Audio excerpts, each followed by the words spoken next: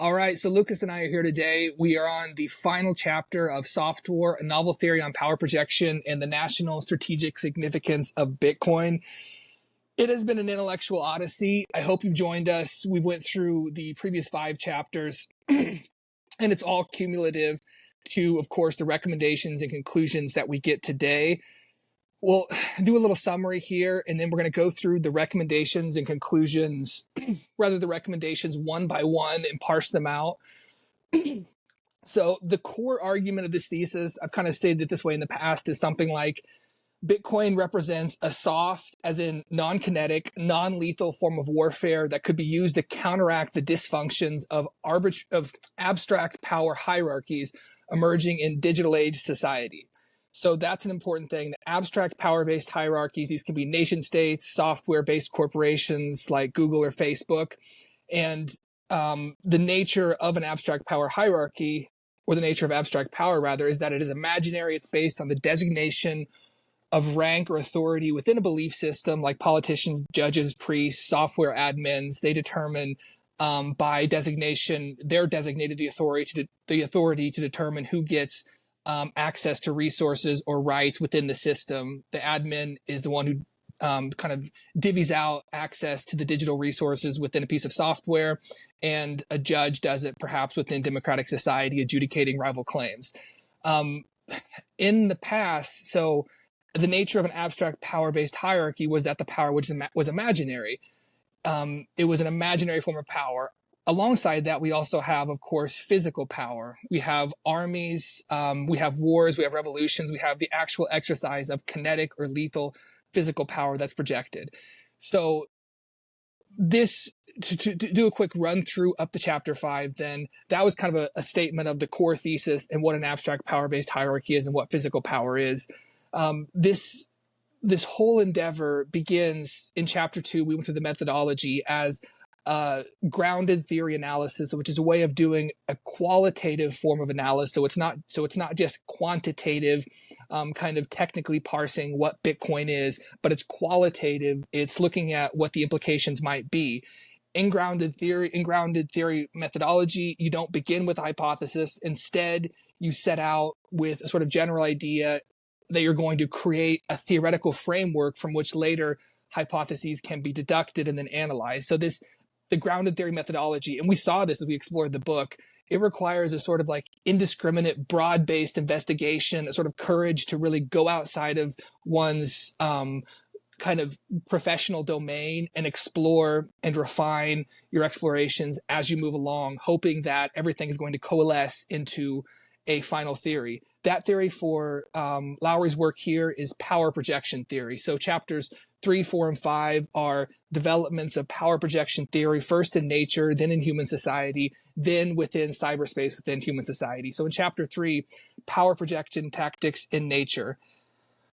I mean, we learned that power projection is used by animals as a way to delineate claims to resources. Power literally in watts, the ability to, in the real world, exercise power. So in order to control resources, you have to kind of beat off the rival claimants, ward them off. And so that is requires a form of physical power projection. We got an evolutionary account that led up to pack animals evolving, where cooperation was a form of physical power projection they used in order to compete with other animals. Wolves travel in packs because that's more powerful when they're getting resources from other animals in the environment. But it also leads to this issue where you then have to divide resources intra-species, intra-pack. You have to have a dominance hierarchy in order to determine who is going to, within the wolf pack, get certain resources. Within nature, these dominance hierarchies, intra-species, intra-pack, are based on power projection. There are kind of, the wolves will scrabble, they'll snarl at each other, but they'll usually stop short of killing. They dominate and then they back away. We saw with deer, they actually develop an apparatus for physical power projection in a non-injurious form, in the form of antlers, so that they can have these jousting competitions in a way that's not so prone to injury, yet still, again, they're projecting physical power to determine amongst them who is going to get feeding and breeding rights, which led to the systemic benefit of the pack, because it would tend to, in the long term, lead to a more fit pack. From there, we moved on to chapter 4, power projection tactics in human society, as a continuum, again, evolutionarily from we are just animals. And so the evolutionary story is where we depart as well.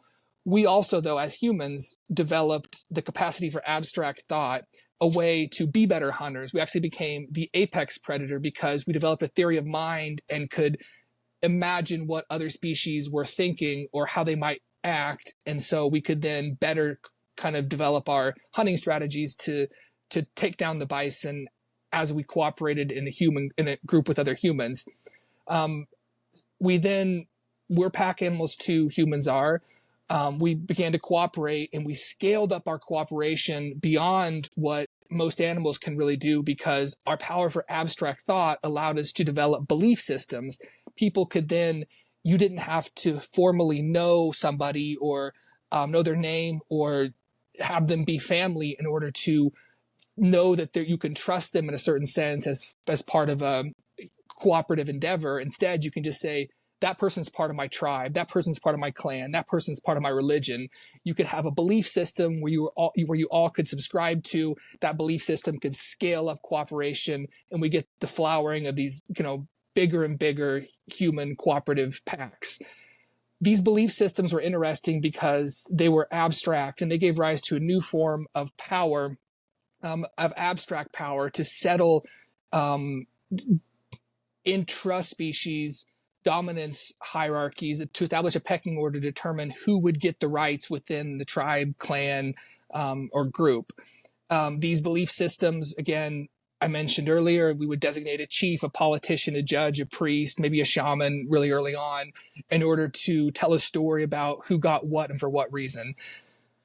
The issue with this, and this gets us to an important aspect of the theory, is that abstract power hierarchies come with kind of some built-in dysfunctions. I mentioned earlier that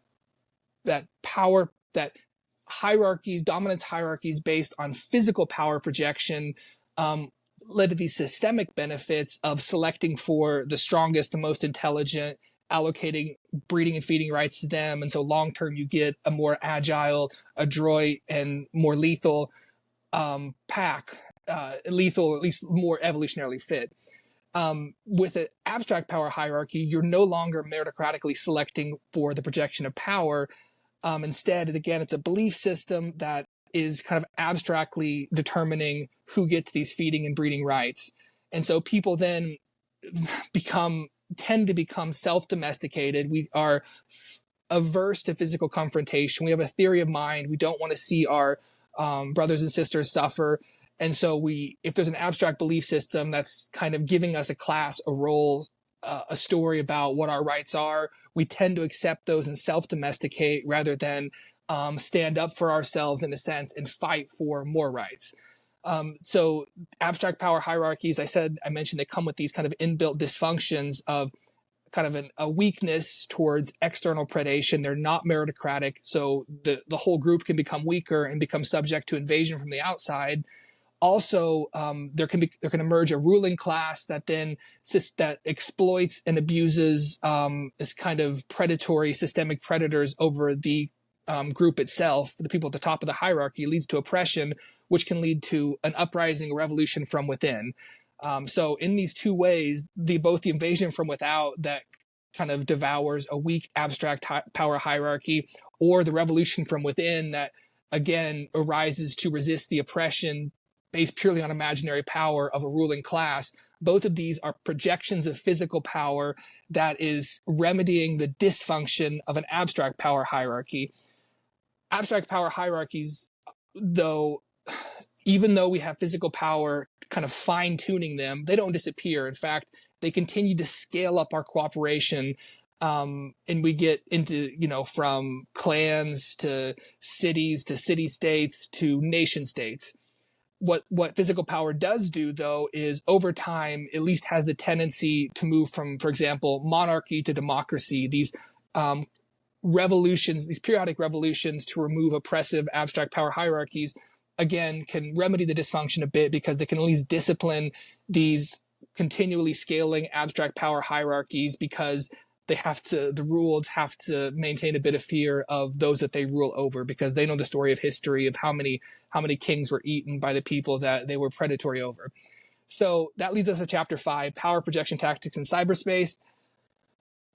Basically, abstract power-based hierarchies are based on a belief system that is created, a story that is told that people then subscribe to and kind of opt in to believe and agree to their role within it. Software then in the digital age is a digital form of a belief system. It's a set of encoded permissions, like a rule of law that determines rank, who gets what digital resource, for those who kind of opt into the software, who download it, such as, if you join something like Facebook or Google, you're at the mercy of that belief system. You both operate according to its rules within it, and also your account can be shuttered if you don't follow the rules, essentially. The admin of the software is a sort of pharaonic god king. Like in the past, they have absolute control. And not only that, but we know that they collect our personal data, which then in kind of very insidious and extensive ways that can be used to surveil, influence, control, or cancel a person. This is all abstract power. Again, this is not physical power that these hierarchies, these abstract power-based software hierarchies are using on people. The surveillance, the control, the canceling of a person, the deleting of their account. This is all imaginary power for those that opt into the software. In the past, physical power would have been used to kind of curtail these excesses if a piece of software becomes too oppressive and begins to delete the accounts of people that aren't towing a certain line. But how do you project physical power against a piece of software? How do you use what in the past has been the literal projection of physical force, a war, an invasion, a violent revolution? How do you do that against software? We have degenerating and increasingly oppressive abstract power-based hierarchies in the digital age, in cyberspace, but seemingly no way to discipline them through the use of physical power. They're becoming transnational. They're becoming bigger than nation states. It also seems like we do have ways to use physical power, of course, but these ways aren't usable directly in cyberspace. And when you use them, the forms of kinetic warfare that we have are quickly scaling out of practical use. We've arrived at the point where we now have strategic nuclear arms that, again, it's mutually assured destruction if someone pulls the trigger on using them. So we've arrived at these like kinetic ceilings where the use of physical real world force over land, sea, or air seems kind of existentially risky. So how do we do this again in cyberspace? How do we project physical power so as to curtail oppressive abstract power hierarchies? Arrive Bitcoin, or more specifically, the proof of work aspect of the Bitcoin protocol. This is a piece of technology that makes information bits physically costly. It initiates a competition for admin rights through the expenditure of real world physical power. Everyone can participate in the protocol in a zero trust, permissionless, egalitarian manner. There's no God King that sits over it. It, in fact, according to Lowery, is maybe a new form of warfare he calls Softwar, a play on software. Softwar being the ability through the proof of work protocol to project physical power non-kinetically into cyberspace in a way that's infinitely scalable. Unlike the nuclear stalemate, we can continue adding hash rate, continue feeding energy into the proof of work aspect of the protocol. It's also weirdly cooperative in that both our enemies and our friends were all using the same protocol. So this, again, is kind of the overarching thesis, is that Softwar may be a novel form of warfare, that we can use physical power in cyberspace, and it may have, through the proof of work protocol, kind of other emergent benefits for society. This brings us to chapter 6, which we're going to talk about in detail today. Chapter 6 kind of has 3 parts. There's the first part's the key takeaways, some of the key takeaways. There's so many takeaways, of course, from such a thoroughly grounded and deep book. But the key takeaways in Lowery's estimation, followed by a set of explicit recommendations and then concluding the whole chapter with kind of closing thoughts. So we'll go through, first I'll just do a quick summary of the key takeaways, and then the closing thoughts, they're kind of similar. And then Lucas and I will hash out the different recommendations and go through each one individually. So the key takeaways, as I read Lowery's, this chapter, Lowery's statement of what the key takeaways were, is that first, Bitcoin is a physical security network that is named after its first widely adopted use case. So this is a point he emphasizes throughout the book. We call it Bitcoin, but that's kind of just because Satoshi Nakamoto, the pseudonymous author of the white paper, the person who launched the protocol, of course, he described it as he named it Bitcoin, described these units as coins, and kind of therefore we come upon it now as Bitcoin, with seemingly a purpose already built into the metaphor we use to describe it as a monetary protocol. And so Lowery wants us to kind of see it with new eyes, get past this blinding metaphor. And one of the ways he really does this is to kind of point out that proof of work precedes Bitcoin. There's a cybersecurity proof of work as a cybersecurity piece of technology, has a history that goes back to 1993, goes further back than Bitcoin as a monetary protocol.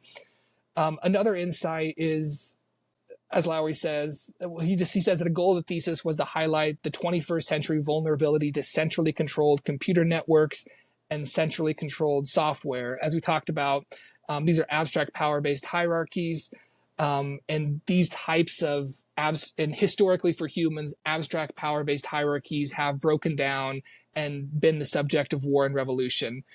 So Lowery is saying that we really need a way to defend against these in the digital realm. And we can do that then through perhaps converting a globally distributed power grid into a planetary scale computer that uses proof of work to allow power projection into cyberspace. He also talks about another key insight from his thesis is that war and revolution, they do have emergent benefits. We want, we all see the terror and the horror of war, the cost in blood, the fratricide, but Lowery really wants to reorient us to, hey, we can't ignore that historically war and revolution have had benefits. They have curtailed oppressive abstract power hierarchies and prevented their expansion and control over all of the centralizing of power over too many resources. So war has at least tended to decentralize power and make it less oppressive. Another really interesting point he mentions here is that historically, physical confrontation really, if you kind of look at history, when we've had physical confrontation, that was preceded by an abstract power-based hierarchy that became too abusive or oppressive. So when there are these oppressive hierarchies, physical confrontation tends to reemerge in the form of a new war. And so Bitcoin, too, we should see the emergence of that in its historical contingency as a form of physical resistance against, at the time, an abstract power-based hierarchy. Bitcoin is already a revolution. It's already a form of resistance, even though we've been calling it money. Whatever it was the response to what was already an exploitative financial system and a predatory abstract-based power hierarchy in the digital realm. Another key insight for Lowery is that Bitcoin is reverse optimized, which is just to say, usually computers and computer programming is done so that information bits become less and less costly. Computer chips get smaller and smaller, quicker and quicker, and each individual byte becomes less energy intensive, each individual bit. Bitcoin is the opposite way. The proof of work protocol is all about making it more costly to operate, making each of the bits more costly. This is a good response, by the way, to someone who makes an environmental argument against Bitcoin. One of those responses could be that the fact that Bitcoin is energy intensive is a feature, not a bug. It's like antlers. Again, antlers might seem to be kind of pointless or ornamental, a use of energy that's not needed. It might seem to be better if a deer just had a single horn out of its head to ward off predators, but we know that there are complex emergent benefits to having this branching structure on its head because it can do these jousting competitions intraspecies in a way that reduces harm to those that participate in the jousting protocol.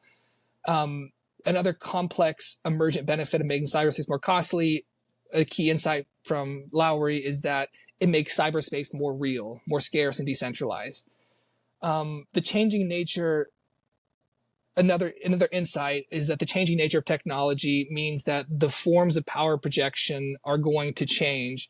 We have the development of computers and code, and when you look at human history, you have vast expanses where, of course, there wasn't writing, and so there was just, spoken language and warfare. Then we got to a shorter period where written writing is developed, and there's still, even though that enables abstract power-based hierarchies to scale and spread quicker, there's still war available to discipline and break and decentralize them. Now we have computers and code. In even shorter amount of time, abstract power-based hierarchies can scale even quicker. And yet, seemingly, we don't have the way to discipline and decentralize these transnational communities that are creating policies written in computer language. And so, given that, what now? How to project power in the information age? To quote Lowery on a key insight, he says, "The key insight of power projection theory can be summarized in 2 sentences. Technology, like Bitcoin, could represent the discovery of an unprecedented power projection tactic, which gives people a new way to establish their dominance hierarchies and physically secure the properties and policies they value. This technology has the potential to disrupt human polities," a polity being like a society and its physical and its form of governance. "This technology has the potential to disrupt human polities at their very foundation by changing the way our species manages one of its most precious resources, information itself, and all of the knowledge and abstract power derived from it." So this destabilization of disruption of human polities, we might call a strangler pattern. This is another insight from Lowery. So the strangler pattern, the strangler fig tree, is a type of plant that grows around an existing tree and eventually kind of kills it and replaces the tree altogether. It's a sort of progressive envelopment where it's not all at once. And it's actually also a concept in computer science where it's a software design strategy where you kind of gradually replace a legacy system with a new one and kind of migrate services over piecemeal instead of doing it all at once. That's the strangler pattern. You're strangling slowly by leeching functionality into a new system. So the thought is that Bitcoin could be that for the internet.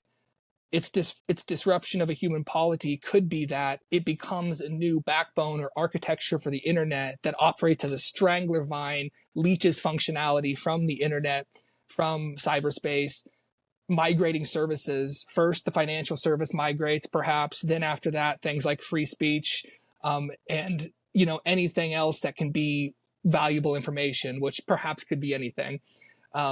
Which leads us to a final insight, again, that I think it really shows the breadth of the thesis, but also the stark implications of what Bitcoin is. The final insight is this is about reorganizing not just cyberspace, but society itself.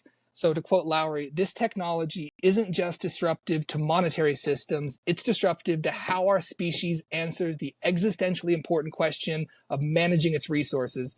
Proof-of-work technologies like Bitcoin could change the dynamics of 10,000 years worth of physical power competitions, consequently disrupting how societies organize themselves and shifting the global balance of power."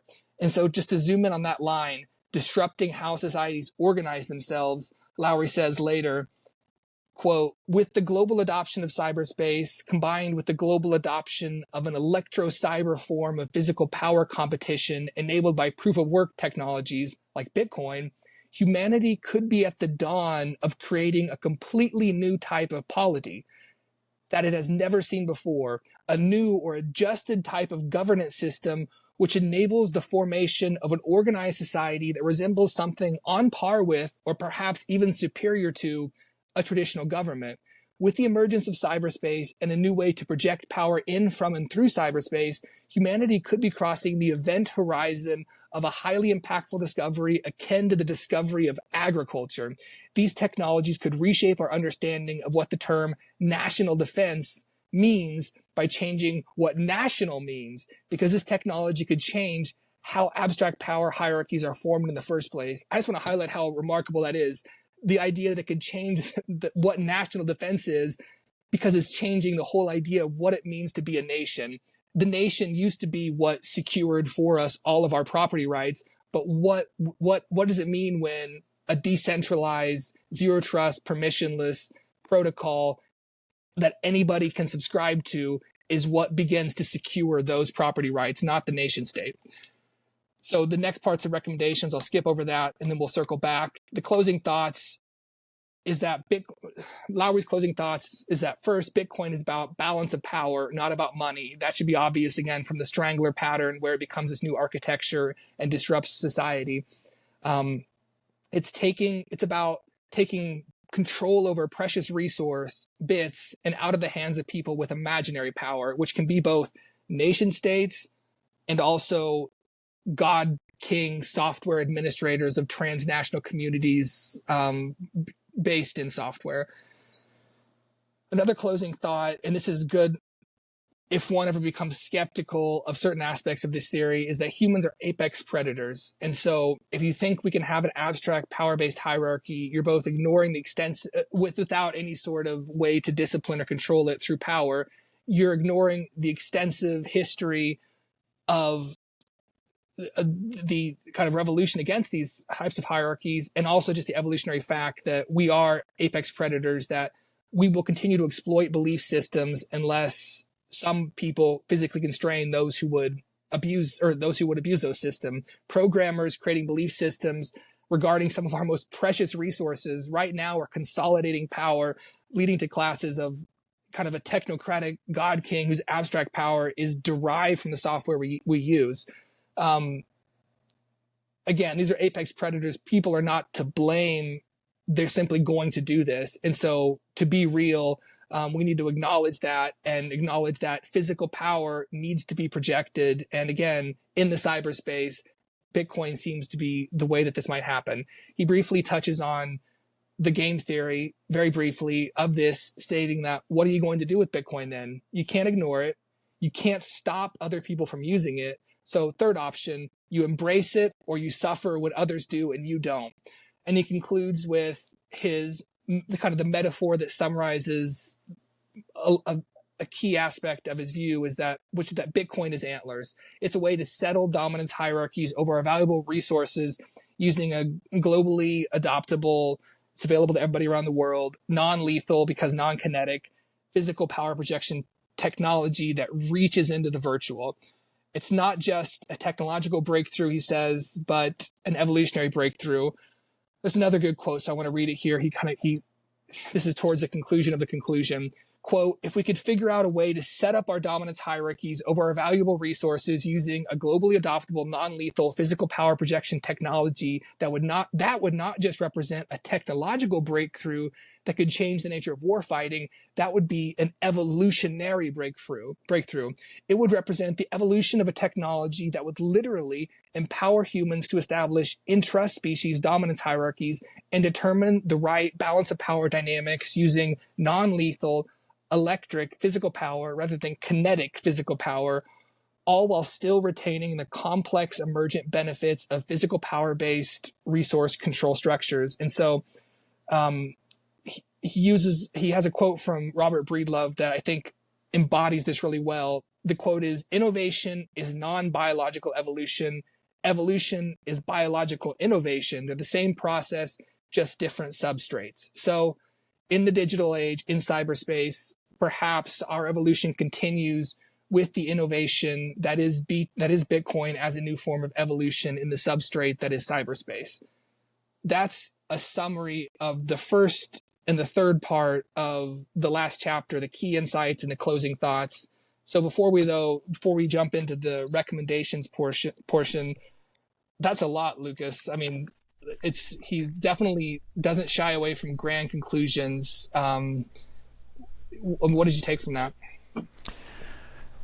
Well, first off, happy opening day of deer season, by the way. Get yourself some antlers. Very fitting that we're having this conversation today. So let me give my quick summary.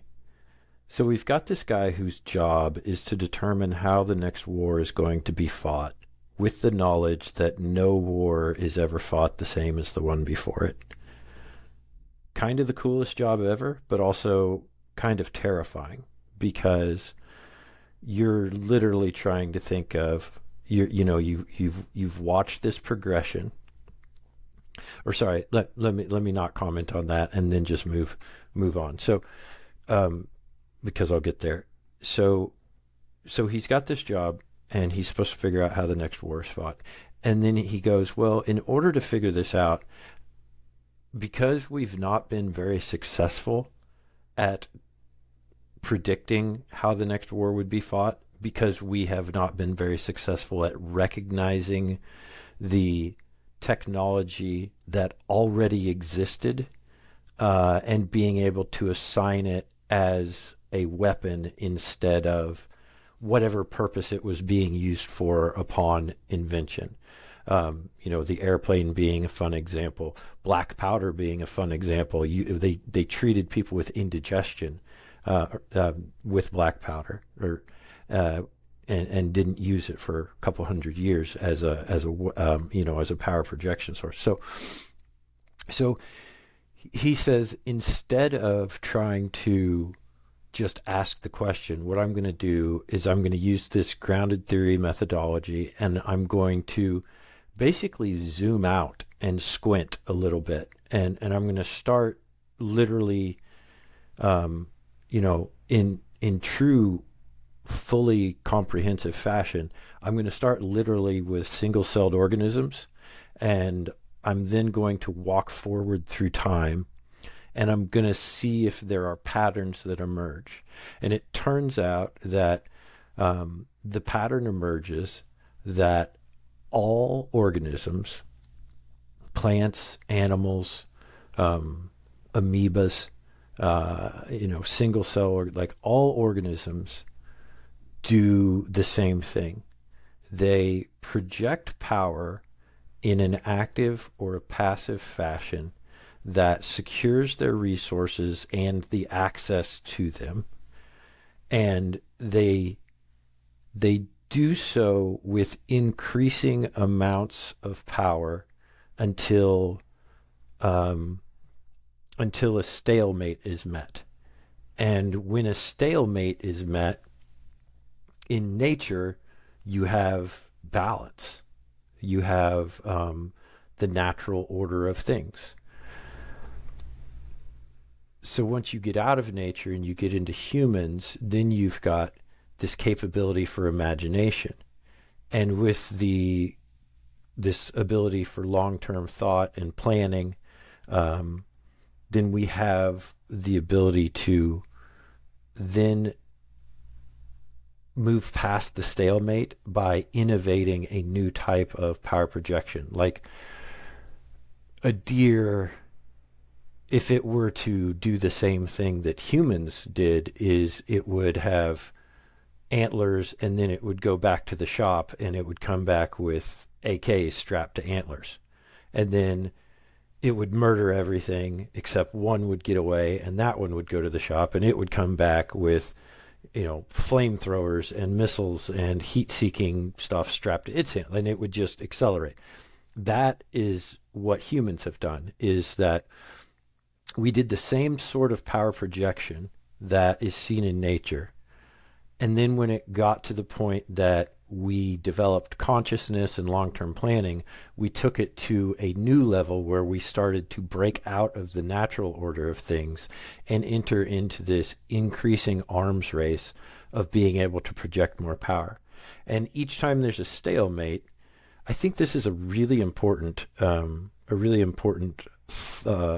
comment or thought. Each time there's a stalemate, you have peace. And that's really interesting to me.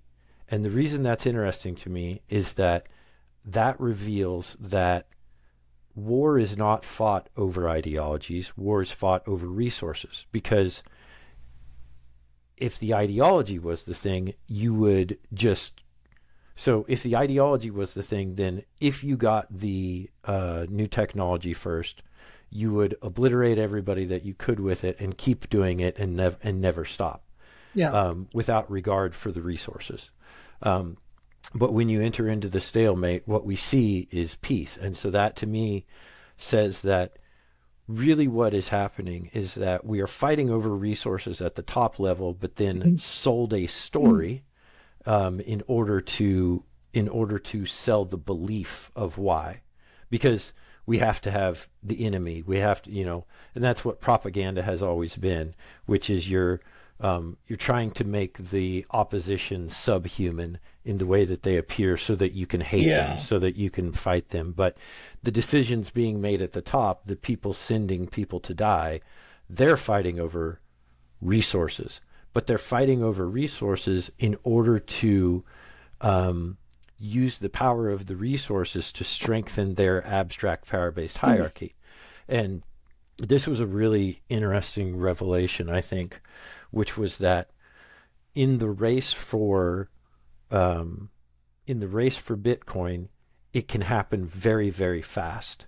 And speed is a trait of dictatorships and kings and monarchs. If you have only one person at the top with a lot of power, they have the benefit of being able to move very quickly. And that benefits also a drawback, because they can also oppress very quickly. Yeah. But so the United States is, in terms of its decision-making apparatus, is really behind the eight ball, because we were designed to be slow in acting so that we would be slow in making mistakes, which is arguably a really good method. If you only try not to screw things up, then that is usually a good way to preserve something. So as long as you're starting with something good, and you just say, this is good, we're not going to mess it up, and you design your system that way, I think that makes sense.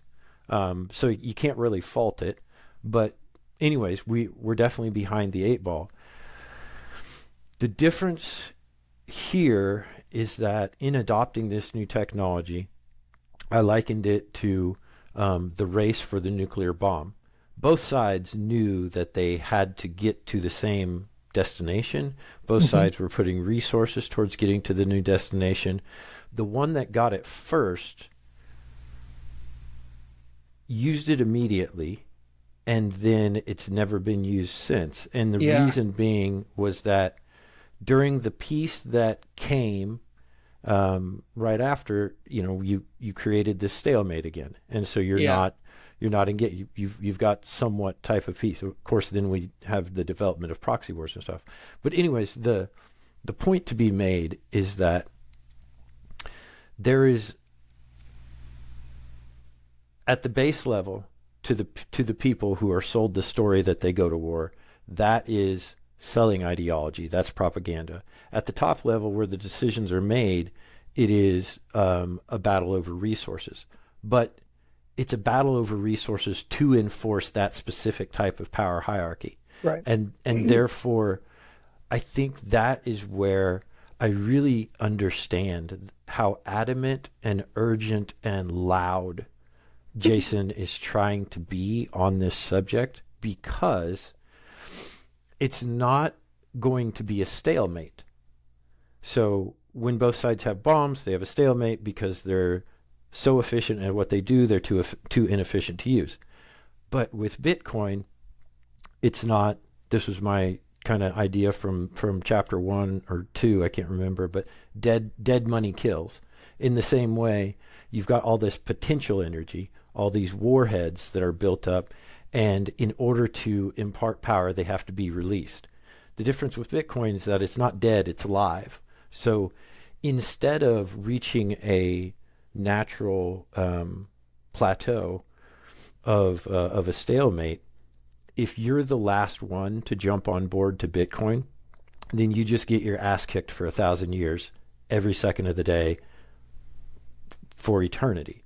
And the only way that you can change that balance of power is to exert, or is to do something that is valuable higher up higher up the road. To literally outcompete. And this is so this is he comments on how this rearranges society, and the way that I have thought about how it rearranges society from a corporate standpoint, from like a business standpoint, is that if you no longer have to overcome the cost of capital being a 12% loss because of inflation, then you are no longer tied to growth. Growth is just consumption. So what we're doing is we're iterating on a current process in order to just try and get more out of it. And growth for growth's sake is not good. It increases it misallocates capital because it is continuously trying to make a faster horse, not invent the car. And so if we adopt this, then we'll see corporations that their goal, instead of becoming a quarterly goal of I need to grow 3% this quarter, it will become like Michael Saylor's company, 1,000-year goal. Don't lose the Bitcoin. This is your goal. Your goal is to have this strategic reserve of this very powerful highest order of property, the only thing that you can actually own, which means that you have to give it away. It can't be taken from you. So yeah, the premise changes from instead of outcompete next week, next month, next year, it's compete against yourself to not die. It's interesting because that falls into, you see Brian Johnson, don't die on X a lot now, who's real good friends with Balaji, who is a big time Bitcoin dude. So interesting thoughts in there. Yeah. I just think that's kind of fascinating to think about, which is that mutually assured destruction is proof that we fight for resources, not beliefs, but it's resources to enforce the beliefs. Yeah, we're in a position where if this is the case, then it's already been adopted. We're already kind of fairly late in the game in terms of recognizing it, because the actual innovation was proof of work. So 1993, 1996 era or whatever. Proof of work is the black powder that was ignored, and Bitcoin is the cannon and the cannonball, that when you put that together, then you're able to do something that shatters the opposition, I think. So yeah. Anyways, that's where I'll leave it. Bitcoin as a Manhattan Project is interesting because, in a sense, what has happened is the bomb has already went off, and we are all facing away from the light, looking at our shadows, wondering what's going on, seeing our shadows get longer and longer, seeing the world change around us. It's like proof of work was the Manhattan Project. It was done in relative obscurity by computer scientists. It was then a series of nuclear bombs were set off by Adam Back and Hal Finney testing it, and then Satoshi Nakamoto successfully has the what do you call that? What's that one in Oppenheimer, the final test where it's a success? There's a name for it. Oh, yeah, I know what you're talking about, but I don't know the name either. Yeah, I don't either. But in any case, like that was the absolute, the test of it, the realization of it. So the bomb was already went off. The Manhattan Project concluded in 2009, and now it's just, can we recognize that the world has changed? Can we recognize, I mean, Paul Revere is already late. Like the revolution is already ongoing at this point. It's just, will we even realize that there's already a war being fought? I mean, if Bitcoin is bit power, the protocol is already operating. And again, historically, if physical power is projected as the result of an abstract power-based hierarchy, then Bitcoin was already the shot across the bow. Bitcoin was already the projection of physical power. I mean, we already had an oppressive abstract power-based hierarchy that we all felt, that we all feel, which is the financial system.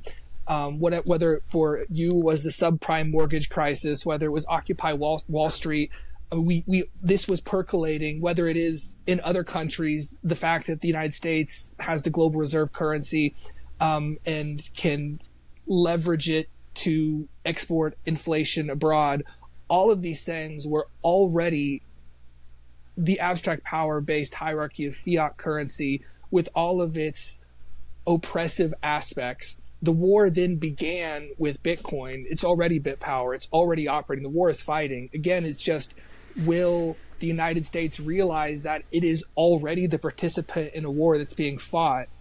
And this is the cool part about it is, you can go ahead and pick up arms in this war. And this war can be about not just the nation state versus other nation states, but the individual against, again, the God King of software, against other nation states.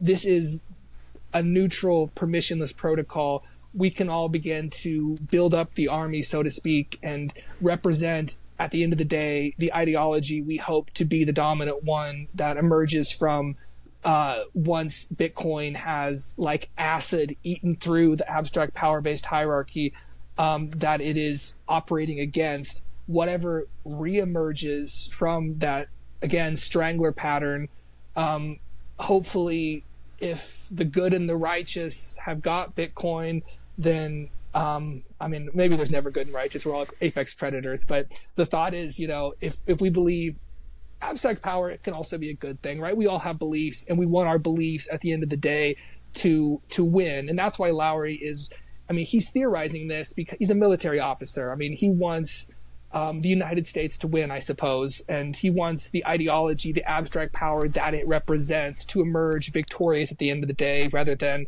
a communist vision, an anarcho-tyrannical vision, whatever other vision.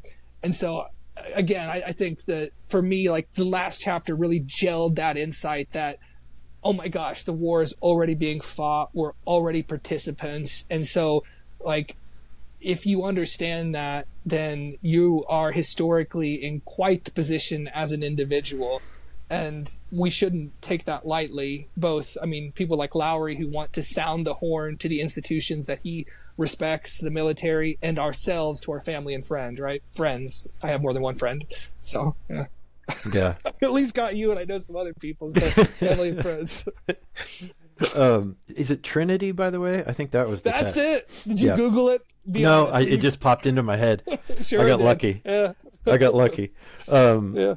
I really like the metaphor of the Manhattan Project and being like the time between Trinity and the bomb is used is kind of like the time between the invention of proof of work and whatever it is we're waiting for, I guess, which is basically the first nation to declare a speculative attack on Bitcoin using their own currency. Right. That could be it. Yeah. So I think, and I do. So as a Bitcoiner, I don't like that term. I don't know what I would call it otherwise, but as a guy who looks at this technology, has more trust and belief in it being what it looks like than anything that I've ever seen. And walking around in a world where 90% of people are completely oblivious, I do think that there may be some really strong correlations there to what the people who worked on the Manhattan Project must have felt in those months. I think it was like 2 months or something. Yeah, you saw a changed world. You saw that the world was changed immediately, and so it was and you can't go back. And as a as a Bitcoiner, that's what it means. I think to be orange pilled, which is to like pull back this veil and go, oh, the world that I thought I knew, there is no going back. Like the strangler pattern is the strangler vine is already too extensively wrapped around our legacy institutions. It's just a matter of how quickly or how disruptive the migration of first financial than other sorts of digital resources is going to be. Yeah. Yeah. One thing I wanted to comment, you talked about the financial sector as having, kind of arisen as the power structure within the hierarchy that we have now. Basically, is where a lot of the actual power is held. And I think about how the comment that I made earlier about how companies became focused on growth and not innovation. So if your company focused on growth, then it's just grow, get bigger, get more leveraged. It's basically a competition of who can have the most leverage and then apply that leverage. And I just think about how much good to humanity was lost because due to the money that was being paid in that sector, which was due to misallocated capital from poor signals given to the market. Due to that effect, all of these brilliant minds, physics and mathematicians and statisticians, quantitative analysts, all of these people who could have otherwise been working on innovation, things that are beneficial to humanity, instead they went to Wall Street and they developed ways to extract more and more and more and more. They became priests in an abstract power-based hierarchy. Yeah, and it's such a priesthood that is banking. It's such a waste to think about, because one of the things I think about Elon Musk is that for all of this thoughts that we have about him being, this sort of Tesla-like figure, I think he's far more of a Rockefeller.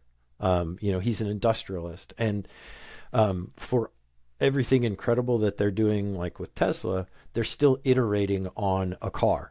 They're still making a faster car, just like the people before wanted a faster horse.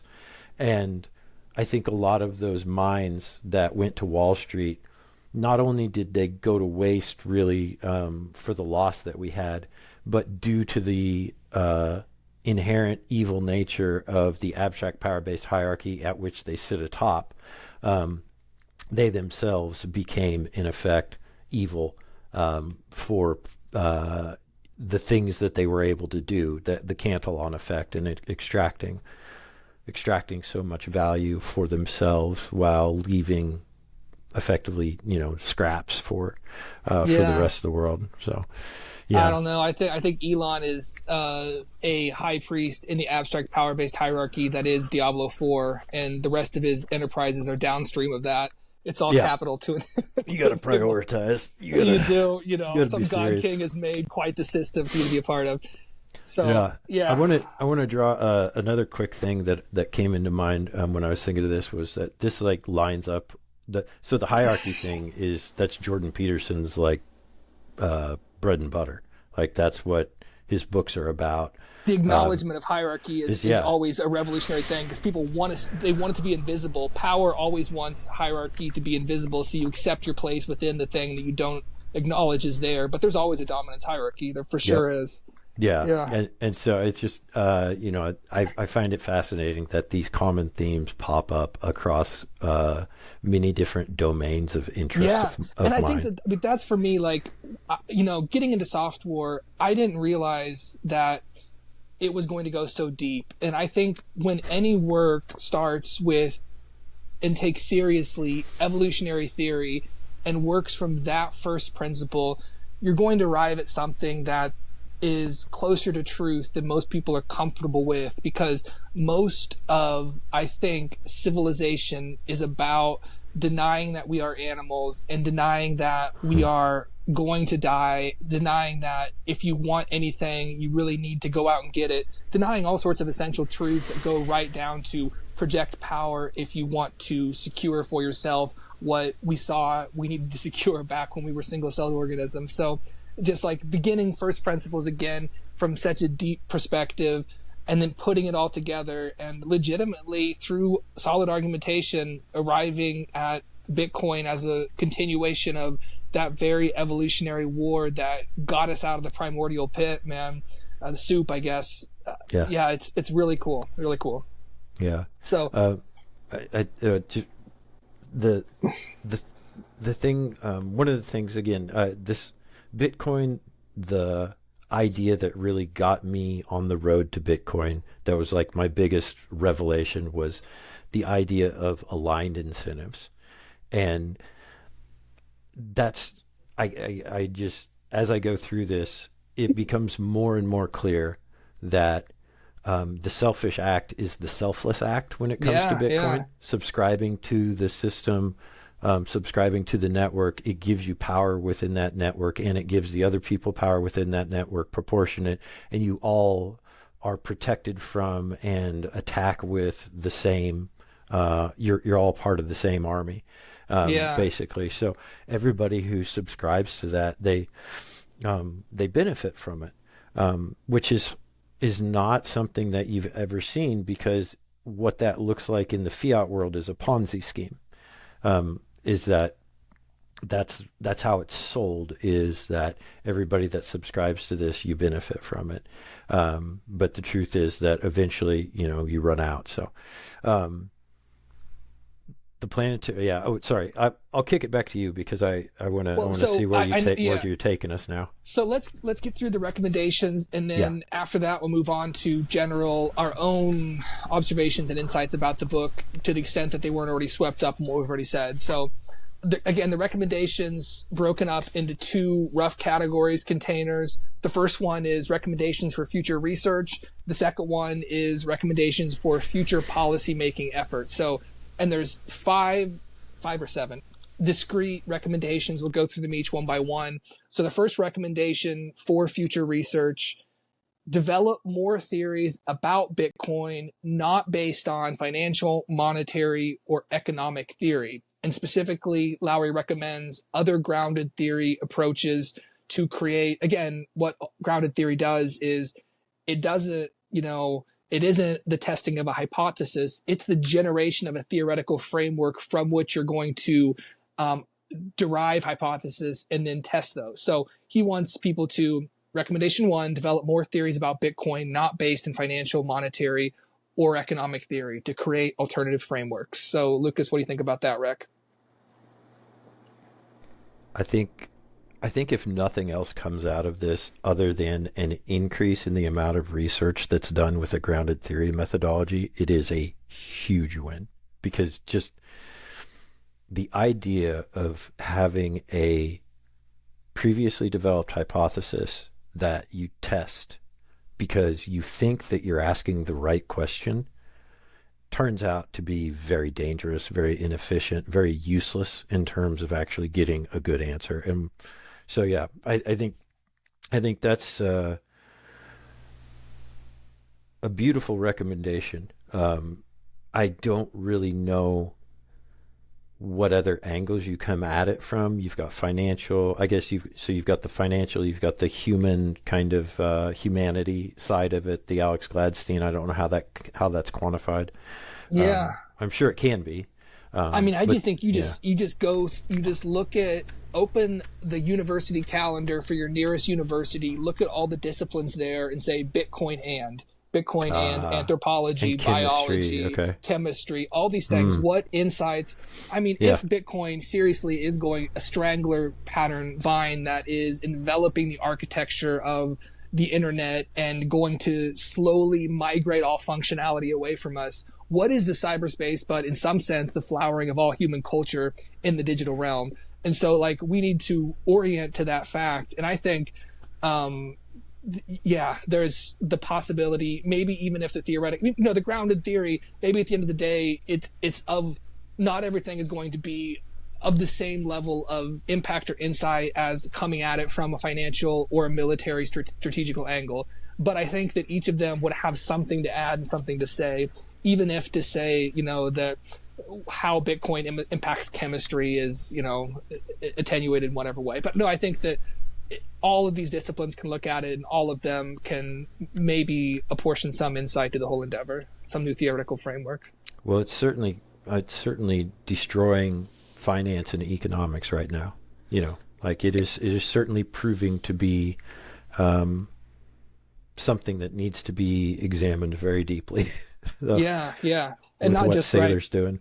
Right. No, and I mean, so those two, the financial and monetary and economic angles are, there's a lot of awesome people doing really good analysis and things with those orientations. So it's just going to be interesting when we begin to see people doing things with Bitcoin from other academic or theoretical angles. So yeah. Cool. Saylor's rapidly proving that economics doesn't exist and that physics applies everywhere. You know, like he's like, oh, we're just going to take a lever and we're going to spin this thing really fast, and then we're going to smash more Bitcoin into a share. Like, yeah, it's interesting. It's because the Bitcoin and could just become Bitcoin obliterates this field. Like completely takes it out. This was just an artifact of the fiat else. system. Yeah, exactly. Yeah, maybe we'll end up finding out that there's some fields of study that naturally die, or are just absorbed by the approach and the tools of another field. Yeah, cool. yeah. No, and Saylor, the interesting thing about him, I have not listened to some of his things. You know, we all kind of touch on some of his longer lectures, I think, and hear him go really deep into the nature of power. And Lowery also cites him a few times with the cyber hornets protecting yada yada and all these things. And so Saylor has a really, of course, deep philosophical understanding that goes far beyond finance, monetary, and economic theory. And I think that it would be interesting if he did some general Saylorian theory of reality. Recommendation 2, deductively analyze Bitcoin from the perspective of power projection theory. So again, Lowery did a grounded theory analysis. He did come up with a theoretical framework. That theoretical framework is power projection theory. So we can also begin to analyze Bitcoin from the theory that he has generated. And so we can derive some new hypotheses from the theoretical framework that he has generated and test those. Some that he says have some hypotheses that could be tested based on his power projection theory that have been generated in the context of this thesis. Can physical cost function protocols, proof of work, such as in Bitcoin, represent the operating system of a completely new type of planetary scale computer? That's a hypothesis we could test. If so, would it have completely new emergent properties? If so, what are the benefits of reverse optimized planetary scale computer that makes bits expensive? So these are hypotheses that kind of Lowery, as he's developed his power projection theory, has deduced. The Rec 2 then is deductively analyze Bitcoin from the perspective of power projection theory, including possibly these hypotheses. What do you think? I think we've got a guy who is saying, here's my research, go ahead and try to break it, do whatever you can, test it in every which way. I think that's a sign of a good researcher, which is somebody that is open to being challenged on their conclusions. So yeah. I mean, that's, you said, yeah. I was open last time that the idea of a planetary scale computer, a state mechanism that is the world, was eluding my comprehension in some fundamental way. For me, a computer is a magic box that kind of shows you things when you type words into it. I lack the computer science theoretical framework. It's been very illuminating, and I encourage anybody else who wants to understand more about object-oriented programming, what programming even is. I think this thesis is a great place to start, but it does arrive at this very high-level concept of a planetary scale computer. Did you want to make a run at the impenetrable wall that is my ignorance on this, or do you think that we leave that be and try to scoop it up later? Because if you have thoughts on, if you want to cure my ignorance, I don't think I have the best grip on it yet either. But the way that I'm trying to think of it would be that the abstract power-based hierarchy it's sitting at the top. That's like the layer 4. So like when you think of Bitcoin, they talk, L1, L2, L3, L4. So it's like it's top-down design where you basically say, we want to tell this story so that we're in charge. And so what's the type of power that we need in order to enforce that? And it turns out the best form of power to enforce that is a fiat monetary system. because that allows you to create unlimited power, which is merely stealing the energy and life force of your citizens from the future and bringing it into the present. So I think it's interesting because you've got this, so it's a top-down approach. We're coming at it from the perspective of we're a power-based hierarchy. We want to stay in power. What is the L1 that best supports that? And so you reverse engineer this thing for speed, as opposed to bottom engineer it up for security, which is what Bitcoin. So Bitcoin, then it's your L1, and you build upon that so that as you go up the layer, you maintain the security and you add speed and you add functionality, but you don't start with the functionality and say, this is how we're going to design the feeding mechanism in order to steal resources in order to make it run, because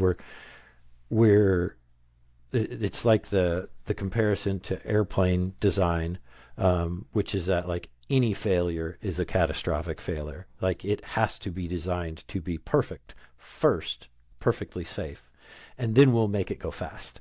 So anyways, just the idea of Bitcoin as a planetary computer, I guess really what I was thinking was, okay, so what does it look like if you have a perfectly secure L1? What does the power-based hierarchy look like on top of that? And I think that power-based hierarchy is it's a dictator, but it's a decentralized AI dictator. And that decentralized AI dictator so the problem with the abstract power-based hierarchies is that they're not immutable, is that they change the laws, the rules in order to benefit them.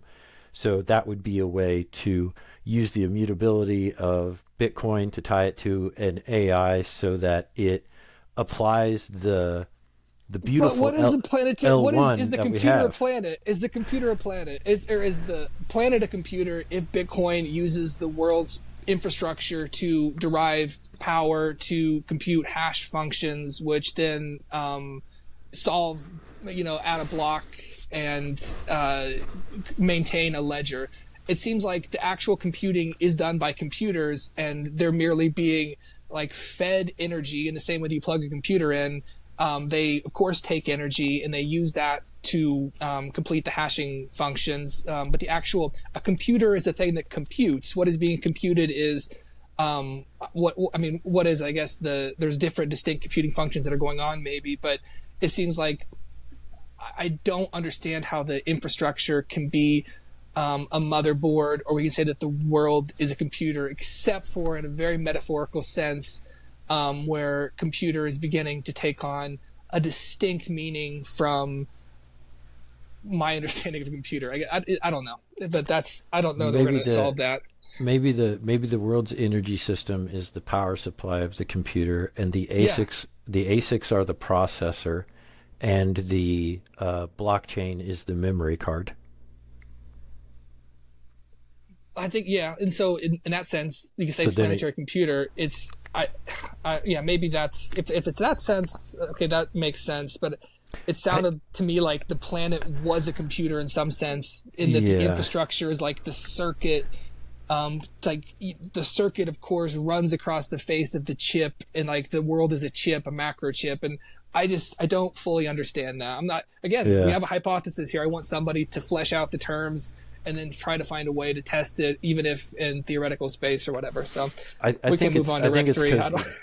I think it's because the higher layers haven't been developed yet. So I think that when you see those higher layers get developed, like smart contracts and AI dictators on there, then I think it might be easier to see. But who knows? Yeah. I think that computer science itself is a series of metaphors about what is happening to changes of state of a mechanism, and that Lowery's theory, of course, uses computer science as foundational, and so draws from that school of metaphors.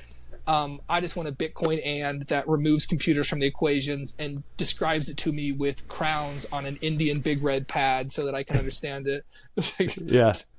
So, and I want I want to hear a good answer on the quantum computer question, because if Bitcoin is a state changing machine, and then you have a computer that can exist in both states at once, how does that change the game? I heard Michael Saylor try to answer the question one time, and I wasn't like fully.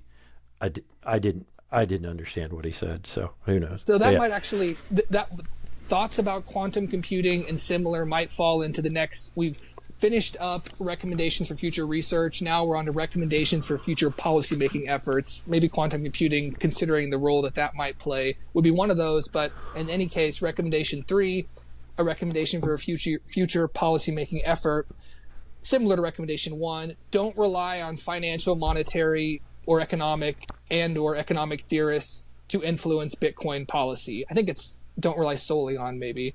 Is the meaning of that. Don't rely on financial, monetary, economic theorists to influence Bitcoin policy. And he was really good. Don't listen to Peter Schiff, is what it says. Well, that's its own rule. That's like here's my policy recommendation. Yeah, right. Jim Cramer cannot have a rule. Yeah. No, we could just set him up and have him say the opposite of what we want, like a reverse Pythia that just like predicts the opposite future of what we want, and then it becomes reality. So I don't know what world that guy lives in. An inverse oracle, and we just have him say the things that we don't want to come about, or whatever. The opposite, yeah. Like a dead weatherman gets stuff right more often. We can harness Kramer's power if we know how to use it. We have to. It's like a very Greek tragedy the way we have to ask these questions of him. Okay, go on. But you said weatherman though. I said dead weatherman. So let's talk about living weathermen. So weathermen are not. A good analogy or metaphor for why we shouldn't rely on financial monetary economic theorists solely to influence Bitcoin policy. We don't call in weathermen to talk about what quote unquote cloud computing is, right? And so Lowery's thought is we're misunderstanding Bitcoin as money, and that's causing us to call in financial monetary economic theorists in the same way that Amazon Web Service call in like an etymologist to talk about spiders because they have a web. It's like, no, you don't do that. I got to realize that these are metaphors we're using. Bitcoin is a metaphor, so don't rely solely on financial people. So I guess, what do you think about that? Don't rely on financial, monetary, economic theorists to influence Bitcoin policy. Yeah, that sounds like a really solid recommendation. Do you think that? Or go ahead. I was just going to say the thing about not recognizing it as a weapon or as a power projection technology because it's purported as a money, the bonus is that if you buy the money story, then you're supporting the weapon story anyways. So you're already doing your role. But he does, and I don't know, I'm not following along exactly. So I don't know if it's this point or later on, but we're domesticated and we're not versed in computer science, and that means that we are doubly screwed at being able to recognize this for what it is. And not only that, so one of the things about being a Bitcoiner is that you become more in tune to the world around you. You become more in tune with theories about nature. You become more in tune with nature. Everybody's outside getting their grunt on. On the flip side is that abstract power-based hierarchies, they seem to encourage, instead of being present, distracted. And so not only are we domesticated, not only are we not versed in computer science, it is of the power-based hierarchies' benefit to constantly distract us from being in a position where we could recognize that, because there are so many weathermen reporting on cloud servers type of thing. Like that's what your financial services television is basically. So I'm along with that. I think that's a good one. Recommendation 4: think of Bitcoin as, this is a recommendation for a future policymaker. Think of Bitcoin as electro cyber security system rather than a monetary system. So similar to the last one, but an affirmation, a positive statement. Think of Bitcoin as an electro-cyber security system. So basically, cyberspace is the new realm of warfare. Bitcoin is the security force of that system, of cyberspace, of that realm. And within this recommendation to think of Bitcoin as electro-cyber security system, he mentions 2, maybe 3 things we might want to do. consider stockpiling Bitcoin, consider supporting a robust domestic hashing industry, and perhaps, he says, even dedicate military resources to defending mass-based infrastructure, the physical aspect of the Bitcoin network. Internet, the physical correlate to the internet, the power grid, computational facilities, the chip fab aspect of that. So what do you think about that? Thinking of Bitcoin as an electro cybersecurity system and potentially doing those things? I think the name is so cool that nobody will ever get it. I think they want it to be really boring. Like if you're trying to sell a senator on something. Well, what name? The electro cyber security system. Like, it just sounds too cool. Where I don't know if it can get traction with Congress. It needs its own MAGA. I was thinking about this. Like Donald Trump doesn't win the presidency without that ugly red hat. Like that thing became ubiquitous, and it spread the ideology, it spread the belief or whatever. Softwar needs a ugly ass red MAGA hat. It's not that ugly. It's just like bold, but it needs that memification in order to be grasped by someone who hears electro cybersecurity whatever, and they go, like that. And again, as a result of the inherent nature of an abstract power-based hierarchy to use its power to distract its citizens. That's where we've gone as a culture, is that we are not deeply thinking about things. We are looking for the meme, which is okay if you can develop the meme. So, No, that's a good recommendation. He actually, in the 7 recommendations he has, doesn't have consider how best to memetically infuse Bitcoin as bit power into a thing that's going to educate the public about this. I mean, this is a recommendation for a policymaker could be consider the rhetorical angle. How rhetorically should Bitcoin be framed and sold to the democratic populace whose support you want to further these other policies? He needs to have a meme. He needs to have a meme competition. I mean, there's so many good ones. Like Softwar, of course, is itself Softwar. That's an excellent phrase. The electro cyber security dome. I mean, there's all things in here. The antlers thing.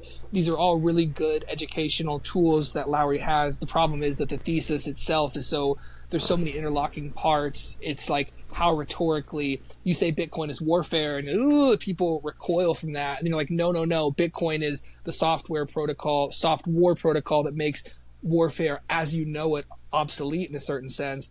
That like antlers helping deer resolve their dominance disputes, and then the person's eyes have glazed. So like, how do you educate the populace? Do you just say Bitcoin is money and then just go on with your policies regardless? Maybe that's the best way. Because recommendation 5, consider supporting Bitcoin under the Second Amendment. Proof of work protected under the Second Amendment. What do you think about that? 1,000%.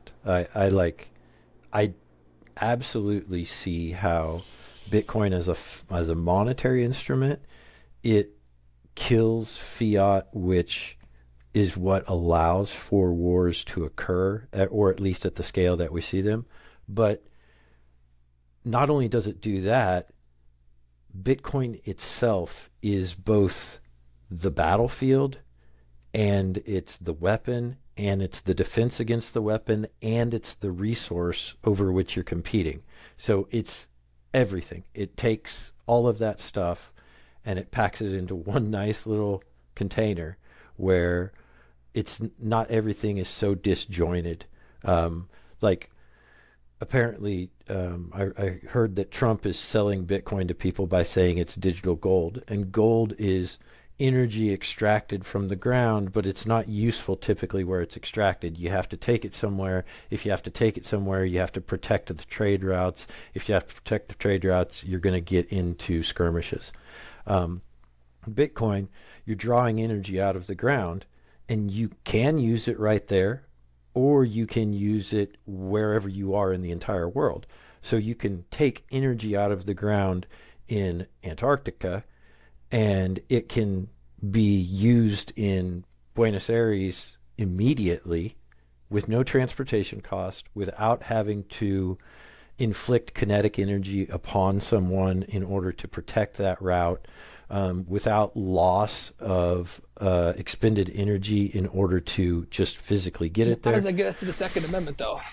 So it's the battle. It's like I said, it is everything. It's the cannon, it's the cannonball, it's the black powder, and cyberspace is the battlefield. So yeah, it is all those things. I mean, it's all these things as a very poetic description, but of course the Second Amendment, there's a jurisprudence associated. There's the way that the Supreme Court has interpreted the right to bear arms. And so, it's not the right to bear a battlefield. And so, as a proposal, consider supporting Bitcoin under the Second Amendment. I guess that has to be a proposal that we rhetorically begin to we seed the thought into the consciousness that hopefully is going to arrive at judges that Bitcoin is an arm that we have the right to bear.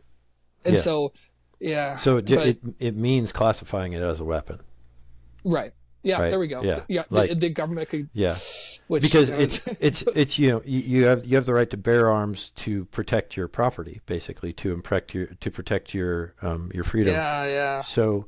Yeah, that's right. The government could do it regulatorily, classify as a weapon, which would do something for the Supreme Court or some circuit judge in interpreting it as something a person might have a right to. Well, so Bitcoin is already defined as property by the SEC, I believe, or maybe the IRS. I can't remember. But anyways, so it's already defined as property.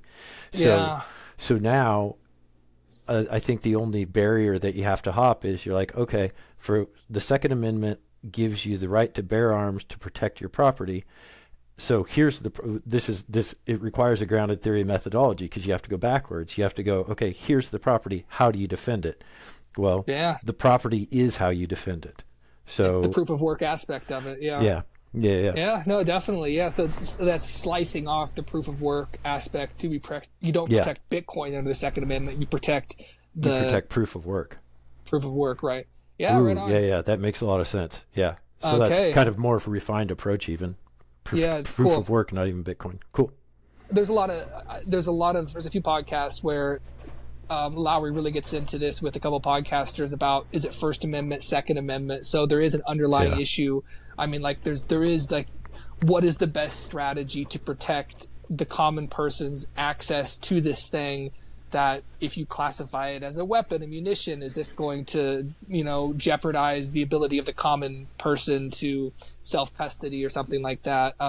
There's a whole debate there. I guess I'm kind of agnostic on it, but it makes sense that it would be under the Second Amendment. So, Bitcoin is code, so there's case law supporting the code being protected under free speech. So the entire thing gets protected under free speech, but then maybe proof of work itself is explicitly protected under the Second Amendment. Yeah, I like it. Cool. It's a possibility. I think you should argue for it. Oh, there we go. I'll do it. Recommendation 6. Go ahead. No, okay. Recommendation 6. Recognize that proof of stake is not a viable replacement for proof of work.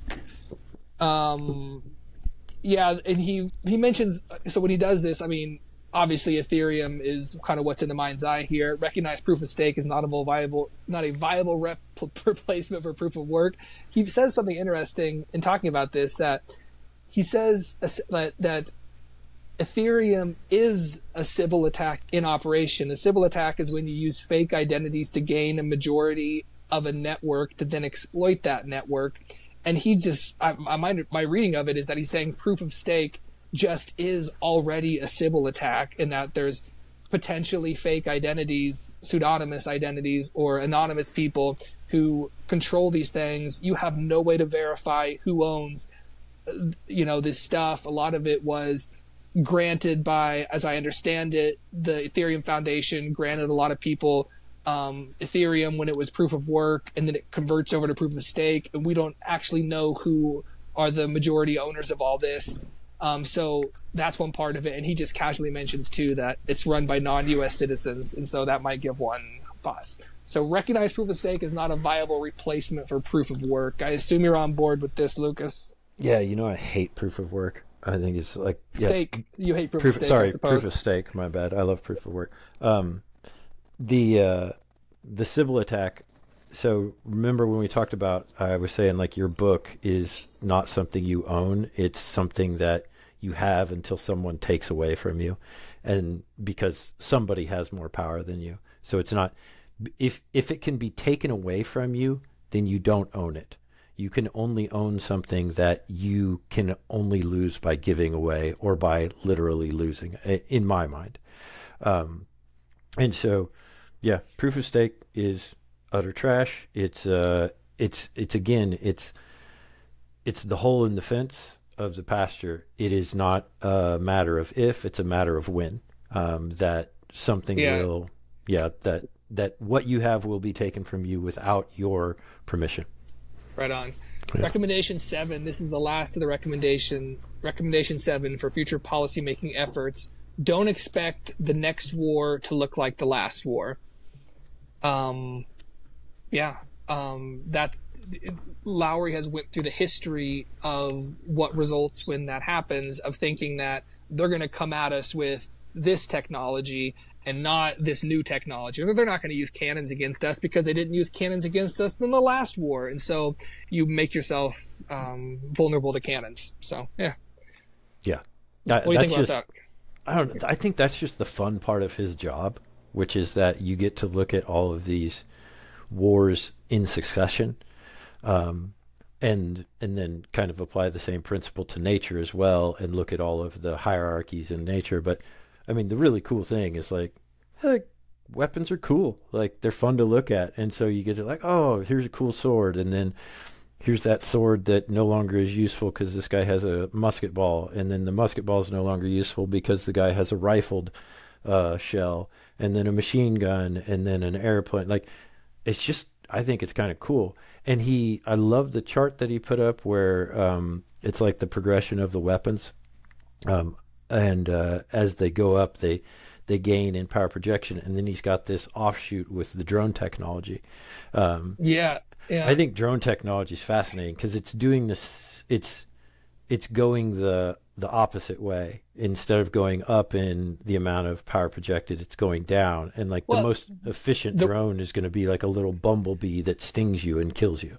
Yeah, but that's still so. That chart is. Power projection techniques are becoming more and more dangerous, more and more kinetically powerful until they go past a kinetic ceiling where they become impractical to use. So that arc upward with strategic nuclear weapons has broken through that ceiling of practicality. It's no longer practical if we attempt. And so one might think we can no longer engage in large-scale warfare with a nuclear-armed party. How about these small proxy wars, these small kinetic warfares, maybe what's happened in Ukraine, something like that, where traditional forces do meet, even as larger powers withhold the use of their nuclear arms. But Lowery says we're going to see a fork away from nuclear arms in these smaller conflicts towards something perhaps like AI-powered drones. The point is that even these small-scale conflicts are going to become kinetically more and more devastating. The killing machine is not going to stop innovating and finding better ways to kill, whether that's, like you said, the bee sting drone, or like drones with grenades attached to them, and there's just millions of them, and they're operated by some AI, and so perfectly, like some ballet in the air that with pinpoint precision can go and kill any person they set out after. Maybe it's an engineered virus that attacks the DNA of the ethnic group you don't like. Like any kinetic offshoot to try to go around the stalemate that nuclear arms poses is itself going to arrive at a kinetic stalemate where it's impractical to use it because it's going to mutually assure destruction. I got a question for you. Boom. Don't expect the next war to look like the last. Yeah. Oftentimes, science fiction is a good way for us to imagine the future while we sit in a chair and enjoy entertainment. What is the sci-fi movie, piece of literature, whatever, that helps us to understand something like Bitcoin as a form of warfare, as a protective electro-cyber dome within cyberspace, as a portal between the virtual and the real? there's a few times the Matrix was mentioned by Lowery. It's useful but not perfect. I'm just don't, my realm of reference is not great. What is the sci-fi movie or literature that's going to help us and other people, or is it yet to be made by some enterprising artist that is going to help us understand a software protocol? I think it's Tron. Have you seen Tron? Long time ago. How does what's the angle there? So what is proof of work? Proof of work is a race. It's a race to beat everybody else to the destination. And there's real world implications in terms of physical power. And in Tron, if I remember right, it's like a motorcycle race or a Tron whatever thing race in cyberspace, but with real world consequences. Like if you die there, nice. You die. Yeah. Right. Cool. Yeah. And it's a race just like proof of work. So I think that would be. I've been trying to think about this too, because so many future type technology stuff, they always have some sort of like archaic, steampunky type of thing going on, where you just know, looking at it, you're like, no, they're not going to use swords. Like, no, no, they're not going to have elephants with lasers on them, Yeah. So, but yeah, I think Tron does a good job. So this originates, a lot of this theorizing in Tesla's observation that human out of the loop electric warfare is going to replace kinetic warfare. So this has been, human out of the loop warfare has been a thing in the consciousness for a long time. I wonder, is there a sci-fi or piece, is there something that does already have human out of the loop warfare? I read Ender's Game once. I don't remember what it's about, but I think perhaps, if I recall correctly, and I don't, it was about that. But some enterprising person could read that book and tell me, or look at the Wikipedia, I guess. Yeah, I don't know of any human out of the loop ones that I'm sure they exist. I've never really been into too much sci-fi. I do like some good ones. But yeah, the only ones I can think of are like where they're fighting with robots and stuff, but they're like inside the robots. They're not remote controlling them or anything. Right. So yeah. I don't know about that one. That's a great question. And it's this Bitcoin and thing, like Bitcoin and pop culture. Like right now, if someone did a survey of Bitcoin and pop culture, they would see a very niche culture, perhaps in X, formerly Twitter, of people doing certain Bitcoin related art type things. But otherwise it would be like, oh, Bitcoin was mentioned casually in this movie or something like that. There's not yet like something where Bitcoin is integral to it within the pop culture, either musically or in an artistic fashion, or movies or a series where like Bitcoin is the thing that is the plot element or provides the structure of the entertainment. I think that is going to happen. And it's going to be interesting to see what is the Bitcoin influenced art that emerges, and that influence being like really integral to what the work of art means and kind of the structure of it, not just like, oh, we'll accept Bitcoin for the art or something like that. Or, oh, we used Bitcoin in this movie. No, like something where it is definitive of what that piece of art means within the context of human culture.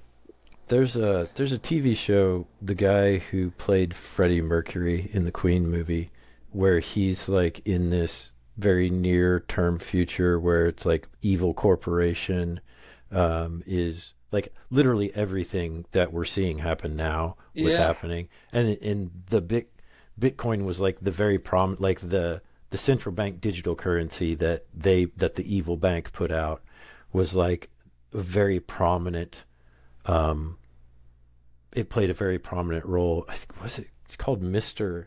Robot. It's called Mr. Robot. Oh, okay. I've heard of it, not seen it. Yeah, that's well worth it. That would be well worth it, because it's almost like a step play-by-play.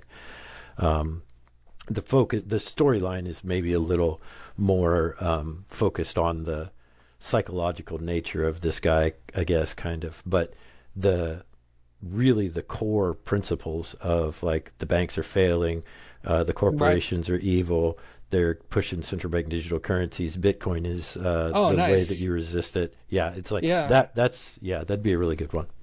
Yeah.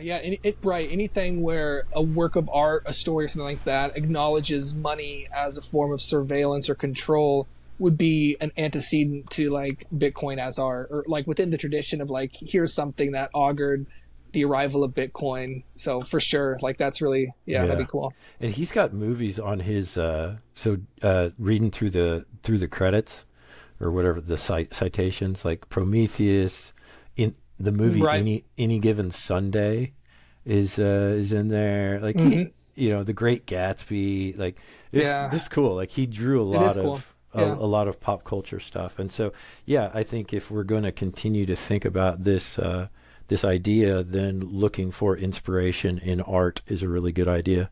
For sure. And for all the artists out there, give us that inspiration. Like, what can you do to, like, what does Bitcoin mean to you at like a really deep psychological level where psychology hits emotion for you and makes you feel something? And then how can you channel that into something that's not like Bitcoin slop or something like that? So I want to see that. I want to feel that. I want that to exist. Yeah. That would be nice in my world. Yeah. So feeling something in my world too, man. Just feeling anything. That's all the recommendations. So anything would be nice. That is.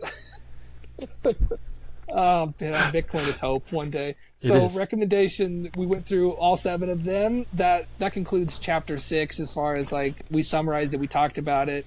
We did the recommendations. That brings us to kind of like a retrospective, teary-eyed of the thesis in general. And if you had anything, I guess, that you wanted to say about it, any remaining insights, anything at all.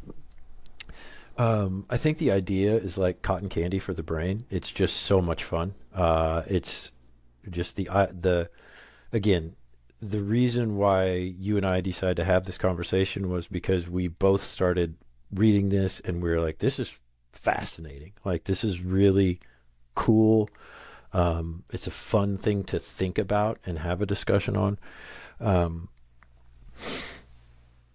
I really enjoyed I don't know, like favorite takeaways. It's funny.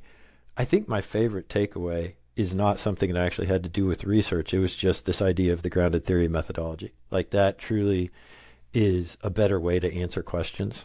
And so I really am going to be viewing things so much differently. And I guess I would assume that grounded theory methodology is just like another way of saying first principles thinking. But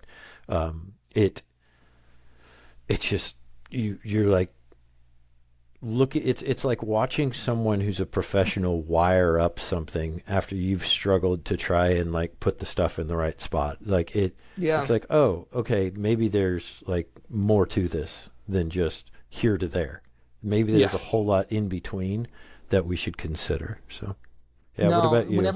Whenever somebody you have an object in your hand and you're staring at it and you're like, I've exhausted my experience of this object. I perfectly understand everything this object has to offer. And then that person picks it up and rotates it in your hand and you're like, there's a whole new angle on this thing. I know nothing.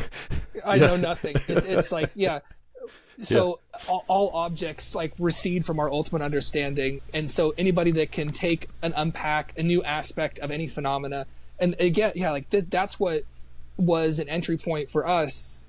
I mean, like our whole project is like, what are the great books of Bitcoin? Because Bitcoin is a much bigger phenomena than merely like trading or something like that. Than something, it's going to transform in a strangler vine pattern many aspects of our lives. And so what is the canon of literature that's going to help us understand this in all of its fullness, which is going to include and does include financial and monetary and economic thinkers, but it also includes other things. And that's what is fascinating about this is unapologetically looking at something called Bitcoin from a non-coin related angle of military theory. And so like that's liberating. I hope it's liberating for anybody listening, reading, or whatever, that you too can think about Bitcoin from whatever perspective you bring in your own life, like in your profession, anything like that. and it's going to add something.